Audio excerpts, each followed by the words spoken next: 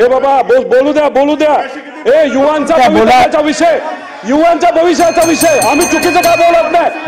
आम्ही चुकीचं काय बोलत नाही सन्माननीय सदस्य रोहित पवार, तुम्ही माझ्याकडे बघून बोला, तुम्ही त्यांना उत्तर देत आहात का? अध्यक्ष महोदय, तुम्ही मगाशी होम मिनिस्टर साहेब बोलत असताना बसून बोलू नका बोला अध्यक्ष महोदय, मगाशी होम मिनिस्टर साहेब बोलत असताना त्यांच्याकडे जी माहिती आलेली ती कदाचित थोडीशी अपुरी वाटते, कारण का त्यांनी सांगितलं एकच त्या ठिकाणी कारवाई झालेली म्हणजे एफआयआर झालेला आहे. अध्यक्ष महोदय, आमच्याकडेच 5-7 तलाठी भरतीच्या बाबतीत एफआयआर झालेले आहेत, ते त्यांच्याच विभागाने केलेत.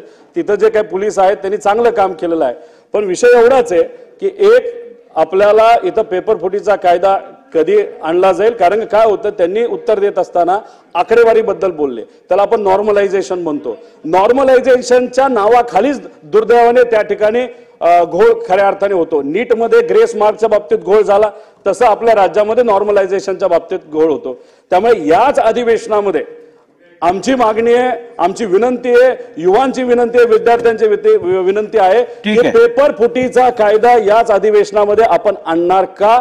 आणि जे काही मगाशी डेटा तुम्ही माहिती दिली, ज्याच्यामध्ये एफआयआर एकच झाले असं नसून अनेक एफआयआर त्याच्यामध्ये झालेले आहेत, त्याच्यामध्ये तुम्ही अख्ख्या महाराष्ट्रामध्ये जे एफआयआर आणि कारवाई झाल्यात त्याची एकत्रित माहिती आमच्या अधिवेशनामध्ये आम्हा सगळ्यांना तुम्ही द्याल का? माननीय अध्यक्ष महोदय, मी पेपर फुटीच्या संदर्भात जो एफआयआर झाला त्या संदर्भात सांगितलं.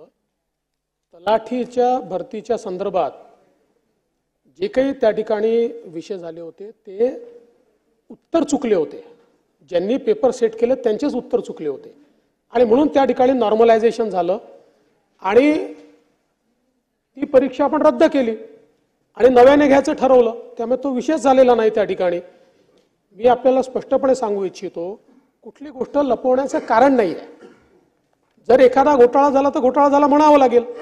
पण आता मी सांगितल्याप्रमाणे 1 लाख लोकांना नियुक्ती देत असताना या ठिकाणी पारदर्शी पद्धतीनं जर राज्य सरकारने काम केलं असेल तर मला असं वाटतं की राज्य सरकारपेक्षाही ही सगळी म्हणजे मी विशेष उल्लेख करेन की जीएडी विभागामध्ये जे लोक हा संपूर्ण या ठिकाणी परीक्षांचा विषय सांभाळत आहेत, आमचे सचिव आहेत, सगळे अधिकारी आहेत, आपले एजन्सीज आहेत, या सगळ्यांनी उत्तम काम केलं आहे.